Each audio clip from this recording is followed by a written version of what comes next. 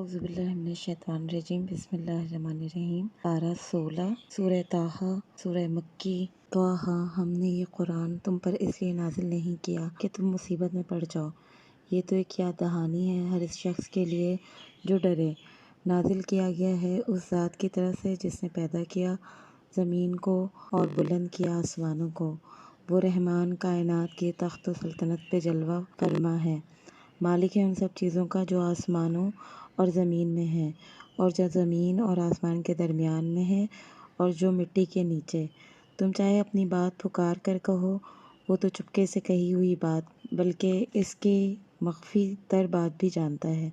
वो अल्लाह है, इसके सिवा कोई खुदा नहीं, इसके लिए बेहतरीन नाम है। और तुम्हें कुछ मूसा की खबर भी पहुंची है कि जब इसने एक आग देखी और अपने घर वालों से कहा, ज़रा ठहरो, मैंने एक आग देखी है, शायद कि तुम्हारे लिए एक आध अंगारा ले आऊं या इस आग पर मुझे रास्ते के मुतालिक कोई रहनुमाई मिल जाए। वहाँ पहुँचा तो पुकारा गया, मूसा अलैहिस्सलाम, मैं ही तेरा रब हूँ जो जूतियाँ उतार दे। तू वादी मुकद्दस तुआ में है और मैंने तुझको चुन लिया है।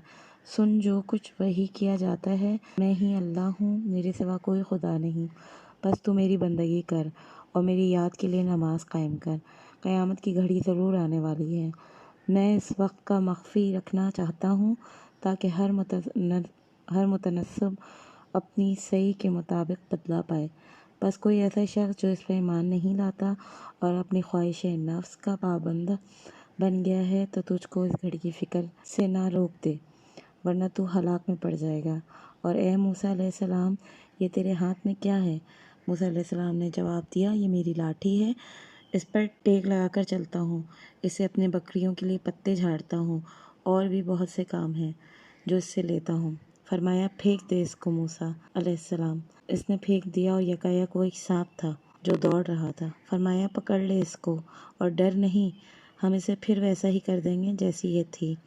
और ज़रा अपना हाथ अपनी बगल में दबा, चमकता हुआ निकलेगा बग़ैर किसी तकलीफ़ के। ये दूसरी निशानी थी, इसलिए हम तुझे अपनी बड़ी निशानियां दिखाने वाले हैं। अब तू फ़िरौन के पास जा, वो सरकश हो गया।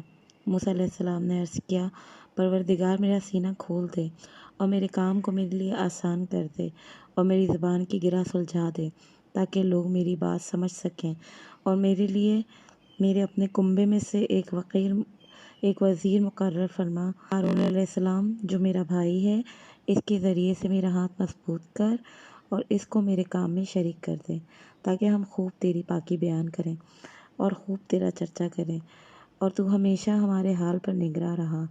फरमाया, दिया गया जो तूने मांगा। ए मूसा अलैहिस्सलाम, हमने फिर एक मर्तबा तुझ पर एहसान किया। याद करो वो वक्त कि जब हमने तेरी माँ को इशारा किया, ऐसा इशारा जो वही के ज़रिए ही किया जाता है कि इस बच्चे को संदूक में रख दे और संदूक को दरिया में छोड़ दे। दरिया इसे साहिल पे फेंक देगा और अब इसे मेरा दुश्मन और इस बच्चे का दुश्मन उठा लेगा।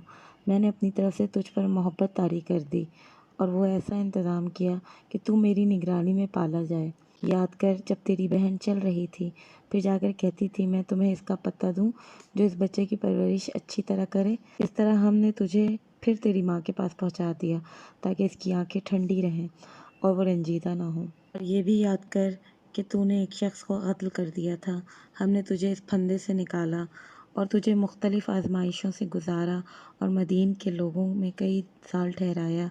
फिर अब ठीक अपने वक्त पर तू आ गया है। ए मूसा, मैंने तुझको अपने काम का बना लिया। जा तू और तेरा भाई मेरी निशानियों के साथ, और देखो तुम मेरी याद में तस्कीर न करना। जाओ तुम दोनों भाई फ़िरौन के पास, वो सरकश हो गया है, इससे नरमी से बात करना, शायद वो नसीहत कबूल कर ले या डर जाए। दोनों ने अर्ज़ किया, परवरदिगार, हमें अंदेशा है वो हम पर ज़्यादती करेगा या पल पड़ेगा। फरमाया, डरो मत, मैं तुम्हारे साथ हूँ, सब कुछ सुन रहा हूँ और देख रहा हूँ। जाओ इसके पास और कहो कि हम तेरे रब के फरसदात लेकर के आए हैं। बनी इसराइल को हमारे साथ जाने के लिए छोड़ दे और इनको तकलीफ़ ना दे। हम तेरे पास तेरे रब की निशानियाँ लेकर आए हैं और सलामती है इसके लिए जो राह रास्त की पैरवी करे। उनको वही से बताया गया, ये अजाब है इसके लिए जो झुटलाए और मुंह मोड़े। फ़िरौन ने कहा, अच्छा तो फिर तुम दोनों का रब कौन है? اے موسیٰ علیہ السلام؟ موسیٰ علیہ السلام نے جواب دیا، ہمارا رب وہ ہے جس نے ہر چیز کو اس کی ساخت بخشی، پھر اس کو راستہ بنایا۔ فرعون بولا، اور پہلے جو نسلیں گزر چکی ہیں ان کی پھر کیا حالت تھی؟ موسیٰ علیہ السلام نے کہا، اس کا علم میرے رب کے پاس ہے، ایک نوشتے میں محفوظ ہے۔ میرا رب نہ چونکتا ہے نہ بھولتا ہے۔ وہی ہے جس نے تمہارے لیے زمین کا فرش بچھایا اور اس میں تمہارے چلنے کو راستے بنائے اور اوپر سے پانی برسایا، پھر اس کے ذریعے مختلف اقسام کی پیداوار نکالی۔ کھاؤ اور اپنے جانوروں کو چراؤ، یقیناً اس میں بہت سی نشانیاں ہیں عقل رکھنے والوں کے لیے۔ اسی زمین سے ہم نے تم کو پیدا کیا اور اسی میں ہم تمہیں واپس لے جائیں گے اور اسی سے دوبارہ نکالیں گے۔ ہم نے فرعون کو اپنی سب نشانیاں دکھائیں مگر وہ جھٹلائے چلا گیا، نہ مانا۔ کہنے لگا، اے موسیٰ علیہ السلام، کیا تم ہمارے پاس اس لیے آئے ہو کہ اپنے جادو کے زور سے ہم کو ہمارے ملک سے نکال کر باہر کرے؟ اچھا، ہم بھی تیرے مقابلے میں ویسے ہی جادو لاتے ہیں، طے کر لے کب اور کہاں مقابلہ کرنا ہے۔ ہم اس قرارداد سے پھریں گے نہ، تو پھر کھلے میدان میں سامنے آ جا۔ موسیٰ علیہ السلام نے کہا، جشن کا دن طے ہوا اور دن چڑھے، لوگ جمع ہوئے۔ فرعون پلٹ کر اپنے سارے ہتھ کنڈے جمع کیے اور مقابلے میں آ گیا۔ موسیٰ علیہ السلام نے عین موقع پر مقابل کو مخاطب کر کے کہا، شامت مارو، نہ جھوٹی تہمتیں باندھو اللہ پر، اور نہ ہی ایک سخت عذاب سے تمہارا ستیہ ناش کر دے گا، ورنہ وہ ایک سخت عذاب سے تمہارا ستیہ ناش کر دے گا۔ جھوٹ اس نے بھی گڑھا، وہ نامراد ہوا۔ یہ سن کر ان کے درمیان اختلاف رائے ہو گیا اور وہ چپکے باہم مشورے کرنے لگے۔ آخرکار کچھ لوگوں نے کہا کہ یہ دونوں محض جادوگر ہیں، ان کا مقصد یہ ہے کہ وہ اپنے جادو کے زور سے تم کو تمہاری زمین سے بے دخل کر دیں اور تمہاری مثال طریق زندگی کا خاتمہ کر دیں، اور اپنی ساری تدبیر آج اکٹھی کر لو اور یکا کر کے میدان میں لے آؤ۔ بس یہ سمجھ لو کہ آج جو غالب رہا وہ جیت گیا۔ جادوگر بولے، موسیٰ علیہ السلام، تم پھینکتے ہو یا پہلے ہم پھینکیں؟ موسیٰ علیہ السلام نے کہا، نہیں، تم ہی پھینکو۔ یہ یکایک ان کی رسیاں، ان کی لاٹھیاں، ان کے جادو کے زور سے موسیٰ علیہ السلام کو دوڑتی ہوئی محسوس ہونے لگی اور موسیٰ علیہ السلام اپنے دل میں ڈر گئے۔ ہم نے کہا، مت ڈر، تو ہی غالب رہے گا، پھینک جو کچھ تیرے ہاتھ میں ہے، ابھی ان کی ساری بناوٹی چیزوں کو نگل جائے گا۔ یہ جو کچھ بھی بنا کر لائے ہیں یہ تو جادوگر کا فریب ہے، اور جادوگر کبھی کامیاب نہیں ہو سکتا، خواہ کیسی ہی شان سے وہ آئے۔ آخر یہی ہوا، سارے جادوگر سجدے میں گر گئے اور پکار اٹھے، مان لیا ہم نے موسیٰ علیہ السلام اور ہارون علیہ السلام کے رب کو۔ فرعون نے کہا، تم اس پر ایمان لے آئے قبل اس کے کہ میں تمہیں اس کی اجازت دیتا؟ معلوم ہو گیا کہ یہ تمہارا گرو ہے جس نے تمہیں جادوگری سکھائی ہے۔ اچھا، اب میں تمہارے ہاتھ پاؤں مخالف سمتوں سے کٹواتا ہوں اور کھجور کے تنوں پر تم کو سولی لٹکاتا ہوں، پھر تمہیں پتہ چلے گا کہ ہم دونوں میں سے کس کا عذاب زیادہ ہے اور سخت اور دیر پا ہے، یعنی میں تمہیں زیادہ سخت سزا دے سکتا ہوں یا موسیٰ علیہ السلام۔ جادوگروں نے جواب دیا، قسم ہے اس ذات کی جس نے ہمیں پیدا کیا، یہ ہرگز نہیں ہو سکتا کہ ہم روشن نشانیاں سامنے آنے کے بعد بھی صداقت پر تجھے ترجیح دیں، اور جو کچھ کرنا چاہے تو کر لے، زیادہ سے زیادہ بس اس دنیا کی زندگی کا فیصلہ کر سکتا ہے۔ ہم تو اپنے رب پر ایمان لے آئے تاکہ وہ ہماری خطائیں معاف کر دے اور اس جادوگری سے جس پر تو نے مجبور کیا اور درگزر فرمائے۔ اللہ ہی اچھا ہے اور وہی باقی رہنے والا ہے۔ حقیقت یہ ہے کہ جو مجرم بن کے اپنے رب کے حضور حاضر ہوا، اس کے لیے جہنم ہے جس میں وہ نہ جیے گا اور نہ ہی مرے گا، اور جو اس کے حضور مومن کی حیثیت سے حاضر ہوگا جس نے نیک عمل کیے ہوں گے، ایسے سب لوگوں کے لیے بلند درجے ہیں، سدا بہار باغ ہیں جن کے نیچے نہریں بہہ رہی ہیں، ان میں وہ ہمیشہ رہیں گے۔ جزا ہے اس شخص کے لیے جو پاکیزگی اختیار کرے۔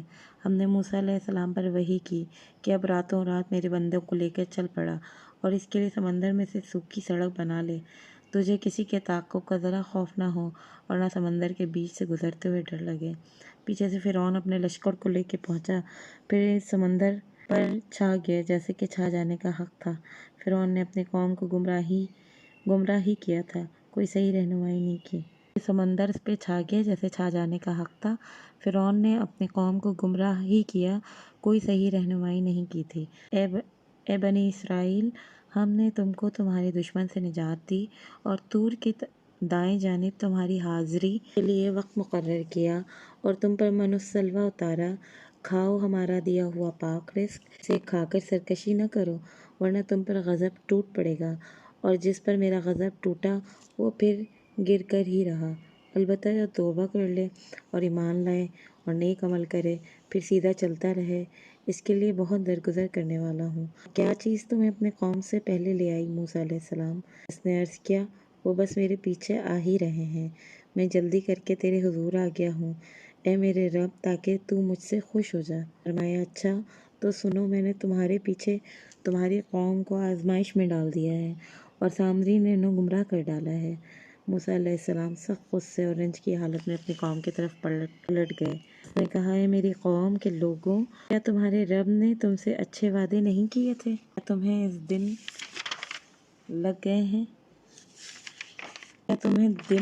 ہیں یا تم اپنے رب کا غضب ہی اپنے اوپر لانا چاہتے ہو کہ تم نے مجھ سے وعدہ خلافی کی؟ انہوں نے جواب دیا، ہم نے آپ سے وعدہ خلافی کچھ اپنے اختیار سے نہیں کی، معاملہ یہ ہوا ہے کہ لوگوں کے زیورات کے بوجھ سے ہم لگ گئے تھے، ہم نے بس ان کو پھینک دیا۔ پھر اس طرح سامری نے بھی کچھ ڈالا اور اس کے لیے ایک بچڑے کی مورت بنا کر نکال لایا جس میں بیل کی سی آواز نکلتی تھی۔ لوگ پکار اٹھے، یہی ہے تمہارا خدا اور موسیٰ علیہ السلام کا خدا۔ موسیٰ علیہ السلام اسے بھول گیا۔ کیا وہ دیکھتے نہ تھے کہ وہ ان کی بات کا جواب دیتا ہے اور نہ ان کی نفع و نقصان میں کچھ اختیار رکھتا ہے؟ ہارون علیہ السلام موسیٰ علیہ السلام کے آنے سے پہلے ان سے کہہ چکے تھے کہ لوگوں، تم اس کی وجہ سے فتنے میں پڑ گئے ہو، تمہارا رب تو رحمان ہے، بس تم میری پیروی کرو اور میری بات مانو۔ مگر انہوں نے اس سے کہا کہ ہم تو اس کی پرستش کرتے رہیں گے جب تک موسیٰ ہمارے پاس واپس نہ آ جائے۔ موسیٰ علیہ السلام قوم کو ڈانٹنے کے بعد ہارون علیہ السلام کی طرف پلٹا اور بولا، ہارون علیہ السلام، تم نے جب دیکھا تھا کہ یہ گمراہ ہو رہے ہیں تو کس چیز نے تمہارا ہاتھ پکڑا کہ میرے طریقے پر عمل نہ کرو؟ کیا تم نے میرے حکم کی خلاف ورزی کی ہے؟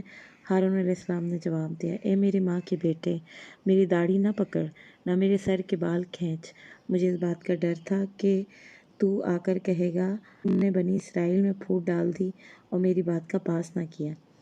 موسیٰ علیہ السلام نے کہا، سامری، میرا کیا معاملہ ہے؟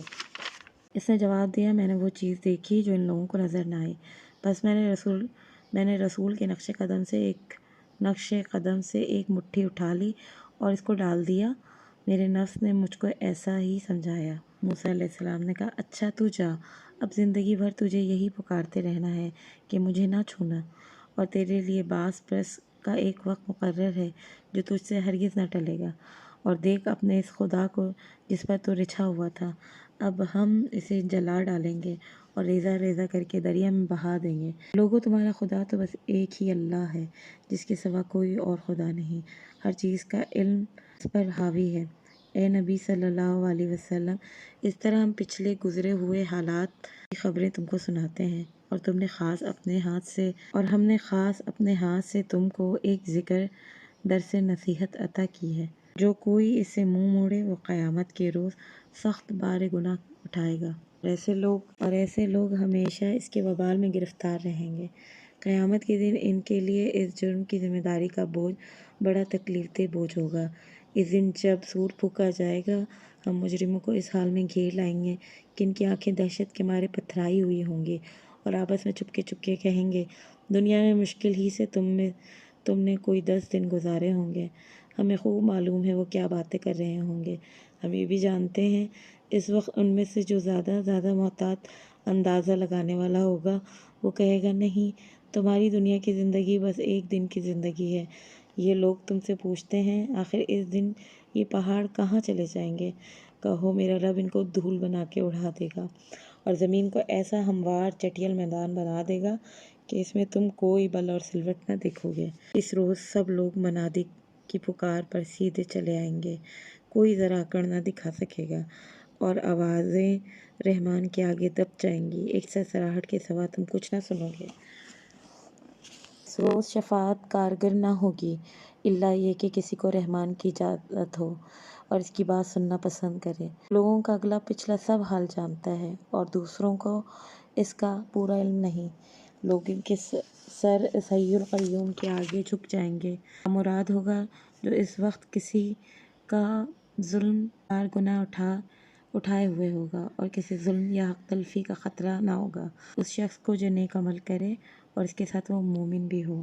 اے نبی صلی اللہ علیہ وسلم، اس طرح ہم نے اس قرآن کو عربی بنا کر نازل کیا، میں طرح طرح کی تنبیہات کی ہے، شاید یہ لوگ کنج روی سے بچیں یا ان میں ہوش کے آثار اس کی بدولت پیدا ہوں۔ بالا و برتر ہے اللہ، بادشاہ حقیقی ہے، اور دیکھو قرآن پڑھنے میں جلدی نہ کیا کرو جب تک کہ تمہاری طرف اس کی وحی کی تکمیل کو نہ پہنچ جائے، اور دعا کرو کہ اے پروردگار مجھے علم دے۔ ہم نے اس سے پہلے آدم علیہ السلام کو ایک حکم دیا تھا مگر وہ بھول گیا اور ہم نے اس میں عزم نہ پایا۔ یاد کرو وہ وقت جب فرشتوں سے کہا گیا تھا کہ آدم علیہ السلام کو سجدہ کرو، وہ سب تو سجدہ کر گئے مگر ابلیس نے انکار کر دیا تھا۔ اب اس پر ہم نے آدم علیہ السلام سے کہا، دیکھو یہ تمہارا اور تمہاری بیوی کا دشمن ہے، ایسا نہ ہو کہ تمہیں جنت سے نکلوا دے اور تم مصیبت میں پڑ جاؤ۔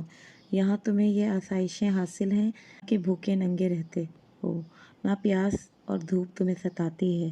لیکن شیطان نے اس کو پھسلا دیا اور کہنے لگا، آدم علیہ السلام بتاؤ تمہیں وہ درخت جس سے ابدی زندگی اور لازوال سلطنت حاصل ہوگی۔ آخرکار وہ دونوں میاں بیوی اس درخت کا پھل کھا گئے۔ نتیجہ یہ ہوا کہ فوراً ہی ان کے سطر ایک دوسرے کے آگے کھل گئے، دونوں لگے اپنے آپ کو جنت کے پتوں سے ڈھانپنے۔ آدم علیہ السلام نے اپنے رب کی نافرمانی کی اور راہ راست سے بھٹک گئے۔ اس کے رب نے اسے برگزیدہ کر دیا اور اس کی توبہ قبول کر لی اور اسے ہدایت بخشی اور فرمایا، تم دونوں فریق یعنی انسان اور شیطان یہاں سے اتر جاؤ، تم ایک دوسرے کے دشمن رہو گے۔ اب اگر میری طرف سے تمہیں کوئی ہدایت پہنچے گی، جو کوئی میری اس ہدایت کی پیروی کرے گا وہ نہ بھٹکے گا نہ بختی میں مبتلا ہوگا، اور جو میرے ذکر اور درس نصیحت سے منہ موڑے گا اس کے لیے دنیا تنگ زندگی ہوگی، اور قیامت کے روز ہم اسے اندھا اٹھائیں گے۔ وہ کہے گا، پروردگار دنیا میں تو میں آنکھوں والا تھا، یہاں مجھے اندھا کیوں اٹھایا؟ اللہ تعالیٰ فرمائے گا، ہاں تو اسی طرح تو ہماری آیت کو جبکہ وہ تیرے پاس آئی تھیں تو نے بھلا دیا تھا، اسی طرح آج تو بھلایا جا رہا ہے۔ اس طرح ہم حد سے گزرنے والے اور اپنے رب کی آیات کو نہ ماننے والوں کو دنیا میں بدلہ دیتے ہیں، اور آخرت کا عذاب زیادہ سخت اور زیادہ دیر پا ہے۔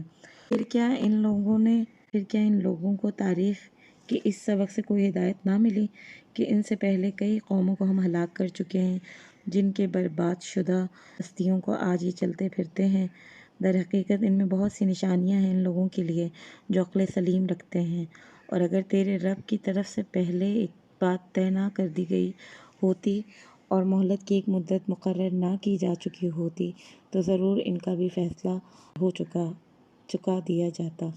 بس اے نبی صلی اللہ علیہ وسلم، جو باتیں یہ لوگ بتاتے ہیں ان پر صبر کرو، اپنے رب کی حمد و ثنا کے ساتھ تسبیح کرو، سورج نکلنے سے پہلے اور سورج غروب ہونے اور رات کے اوقات میں بھی تسبیح کرو، دن کے کناروں پر بھی، شاید کہ تم راضی ہو جاؤ، اور نگاہ اٹھا کر بھی نہ دیکھو دنیاوی زندگی کی اس شان شوکت کو جو ہم نے ان میں سے مختلف قسم کے لوگوں کو دے رکھی ہے، تو ہم نے انہیں آزمائش میں ڈالنے کے لیے دی ہے۔ تیرے رب کا دیا ہوا رزق حلال ہی بہتر اور پائیدار ہے۔ اپنے اہل و عیال کو نماز کی تلقین کرو اور خود بھی اس کی پابند رہو۔ ہم تم سے کوئی رزق نہیں چاہتے، رزق تو ہم تمہیں دے رہے ہیں، انجام کی بھلائی تقوی ہی کے لیے ہے۔ وہ کہتے ہیں کہ یہ شخص اپنے رب کی طرف سے کوئی نشانی یا معجزہ کیوں نہیں لاتا؟ کیا ان کے پاس اگلے صحیفوں کی تمام تعلیمات کا بیان واضح نہیں آ گیا تھا؟ اگر ہم اس کے آنے سے پہلے ان کو کسی عذاب سے ہلاک کر دیتے تو پھر یہی لوگ کہتے کہ اے ہمارے پروردگار، تو نے ہمارے پاس کوئی رسول کیوں نہ بھیجا کہ ذلیل و رسوا ہونے سے پہلے ہم تیری آیات کی پیروی اختیار کر لیتے۔ نبی صلی اللہ علیہ وسلم ان سے کہو، ہر ایک انجام کار کے انتظار میں ہے، بس اب منتظر رہو، عن قریب تمہیں معلوم ہو جائے گا کہ صراط مستقیم کون سیدھے راستے پہ چل رہا ہے اور کون ہدایت یافتہ ہے۔